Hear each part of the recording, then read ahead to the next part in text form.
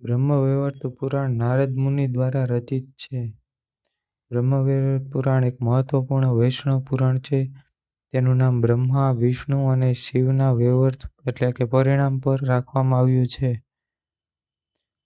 આ પુરાણની વિશેષતા: આ પુરાણમાં શ્રીકૃષ્ણ અને રાધાના દિવ્ય પ્રેમનું વિશેષ વર્ણન છે.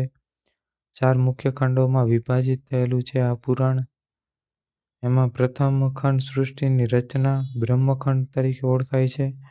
તેમાં બ્રહ્માની ઉત્પત્તિ, દેવો અને ઋષિઓનું વર્ણન છે. બીજો ખંડ પ્રકૃતિ ખંડ છે. એમાં આદિશક્તિ અને પ્રકૃતિનું સ્વરૂપ, દેવી મહાત્મ્ય અને દુર્ગા અને અન્ય દેવીઓનું વર્ણન છે.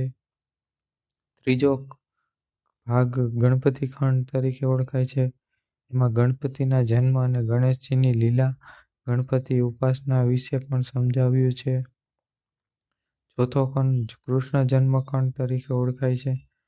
તેમાં શ્રી કૃષ્ણ જન્મ, રાધાકૃષ્ણ લીલા, ગોપી પ્રેમ અને ગોલોકધામનું વર્ણન છે. ગોલોકધામ અને પરમતત્વ વિશે વિસ્તૃત વર્ણન છે. ગણપતિ, પ્રકૃતિ અને કૃષ્ણ જન્મખંડ અતિ મહત્વપૂર્ણ છે. વૈષ્ણવ ભક્તિ અને લીલાઓનો વિશેષ મહિમા ગાય છે. ઉપયોગ: આ પુરાણમાં પાઠન ભક્તિ, જ્ઞાન અને વૈરાગ્ય આપે છે. રાધાકૃષ્ણ ભક્તિની વૃદ્ધિ કરે છે. પરિવારમાં સુખ, શાંતિ અને સમૃદ્ધિ લાવે છે. પાપનાશક અને મોક્ષ પ્રદાન કરનાર છે. બ્રહ્મવૈવર્ત પુરાણમાં ભક્તિ અને પ્રેમનો મહિમા છે. રાધાકૃષ્ણ તત્વની ઊંડાણપૂર્વક સમજ આપે છે. ગોલોકધામનું મનમોહક વર્ણન છે. ભક્તિને પરમ શાંતિ અને શ્રીકૃષ્ણની કૃપા મળે છે.